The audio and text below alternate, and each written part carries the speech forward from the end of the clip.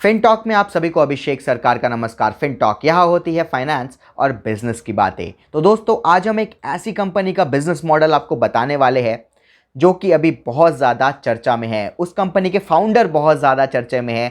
उनके फाउंडर है अशनीर ग्रोवर। जी हाँ दोस्तों, ये नाम बहुत चर्चा में है। शार्क टैंक के जज है, शार्क टैंक के शार्क है और बहुत ज़्यादा मीम्स में, न्यूज़ में बने रहे हैं अभी।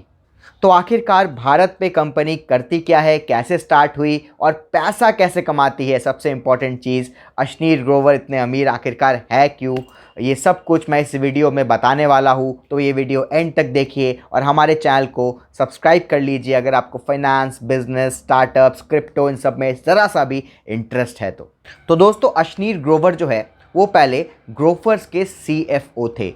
उन्होंने ग्रोफर्स छोड़ा, उसके बाद उनको एक नया स्टार्टअप खोलना था।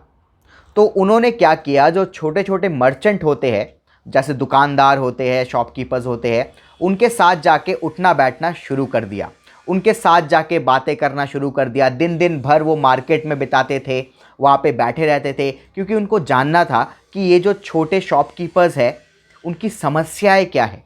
तो उन्होंने देखा कि हर एक दुकान में करीब करीब 4-5 QR कोड्स लगे होते थे। एक पेटीएम का, एक फ़ोनपे का, एक गूगल पे का, ऐसे करके 3-4 QR कोड लगे होते थे। और शॉपकीपर्स की दिक्कत भी ये थी कि इतने सारे QR कोड एक तो उनको रखना पड़ता था, ट्रांजैक्शन होता था वो भी तुरंत नहीं आता उनके पास, 1 दिन 2 दिन बाद आता है। और ऊपर से उनको ट्रांजैक्शन फ़ीस भी देनी पड़ती थी। कोई भी मर्चेंट होता है, शॉपकीपर होता है, तो जब पैसा किसी भी पेटीएम, फ़ोनपे वहाँ से आता है उनके अकाउंट में, तो उनको 1 से 1.5% ट्रांजैक्शन फ़ीस देनी पड़ती थी और वो लेट भी आता था पैसा। तो ये समस्या अशनीर ग्रोवर ने समझी। मार्केट में घूम घूम के, शॉपकीपर से बात कर कर के, पूरे धूप में उनके साथ बैठ के चाय की चुस्की लगाते हुए उन्होंने ये प्रॉब्लम समझी। उसके बाद उन्होंने लॉन्च किया भारत पे एक ऐसा QR कोड जिसमें कि सारे जितने भी ये फ़ोन पे, गूगल पे, पेटीएम, ये सब है, सबके QR कोड मिक्स हो जाते थे। तो सिर्फ एक QR कोड को, भारत पे के QR कोड को स्कैन करके आप किसी भी ऐप से पेमेंट कर सकते थे। और इसकी सबसे बड़ी चीज़ ये थी कि उसी टाइम मर्चेंट के अकाउंट में पैसा आ जाता है। उसी टाइम जो शॉपकीपर है उसके अकाउंट में पैसा आ जाता था। और एक और जो सबसे बड़ी चीज़ थी वो है कि कोई भी पैसा नहीं कटता था, 0%। एक पैसे का ट्रांजैक्शन फ़ीस नहीं लेता है भारत पे, जिसकी वजह से छोटे जो मर्चेंट्स हैं, शॉपकीपर्स हैं, उनके पास आग की तरह फैल गया भारत पे। सारे QR कोड उन्होंने हटा दिए और खाली एक QR कोड रखा भारत पे, और उसी के अंदर सारे हैं, फ़ोन पे, गूगल पे, व्हाट्सएप पे, अमेज़ॉन पे, आपका पेटीएम, सब उस एक QR कोड के अंदर है। आप बस कोई भी ऐप खोलिए, स्कैन करिए और पे हो गया, और मर्चेंट के पास तुरंत पैसा मर्चेंट के अकाउंट में चला गया, 0% कटा हुआ। जिसकी वजह से अशनीर ग्रोवर के भारत पे ने रेवोल्यूशन ला दिया। ये जो छोटे मार्केट है, B2B इंडस्ट्री, उन्होंने कभी भी B2C पे फोकस नहीं किया। अब दोस्तों मैं बताता हूँ कि ये जो फ़ोन पे है, गूगल पे है, पेटीएम है, इनमें और भारत पे में डिफरेंस क्या है कि जो ये फ़ोन पे, गूगल पे और पेटीएम है, इन्होंने B2C पे फोकस किया, यानी बिजनेस टू कस्टमर।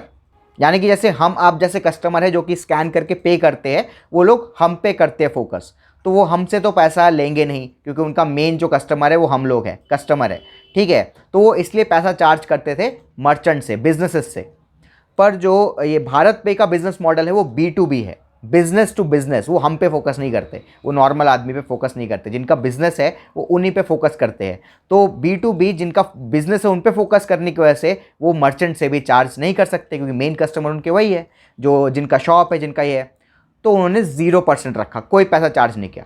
अब आप सोच रहे हो कि चलो इन्होंने हर जगह अपने QR कोड तो लगा लिए, सब कुछ लगा लिया, पैसा कहाँ से कमा रहे हैं, क्योंकि 0% ट्रांजैक्शन फ़ीस, कोई पैसा चार्ज नहीं कर रहे, तो पैसा कमा कहाँ से रहे।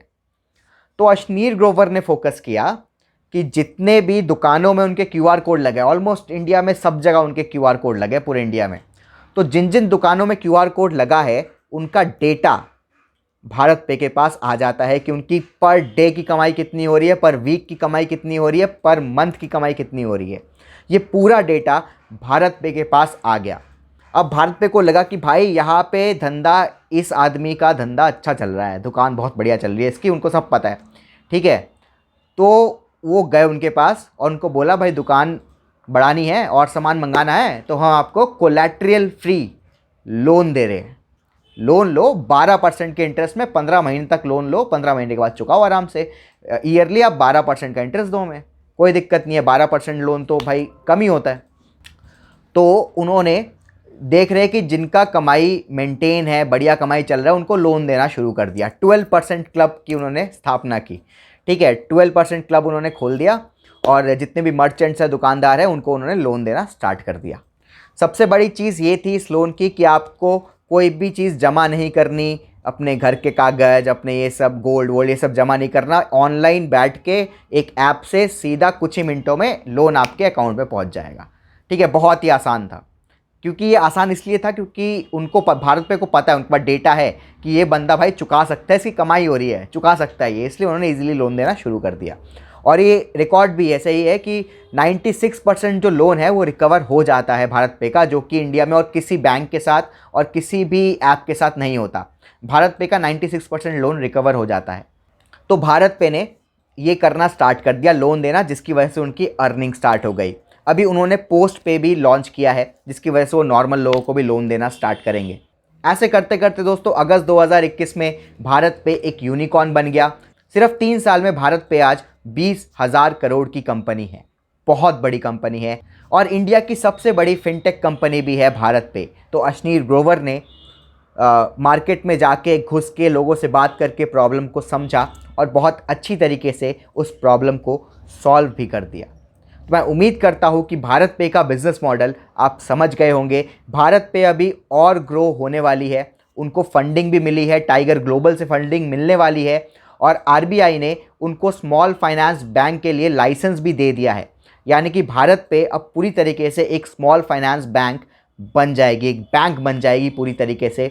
तो उनका अभी आगे बिज़नेस मॉडल बहुत ही अच्छा होने वाला है, बहुत ही तगड़ा ग्रोथ मारने वाला है, क्योंकि उनको वो एक पूरी तरीके से बैंक में तब्दील हो जाएगी। तो मैं उम्मीद करता हूँ बिज़नेस मॉडल समझ में आ गया होगा और ऐसे इंटरेस्टिंग वीडियोस देखने के लिए सब्सक्राइब कर लीजिए हमारे चैनल को। जय हिंद।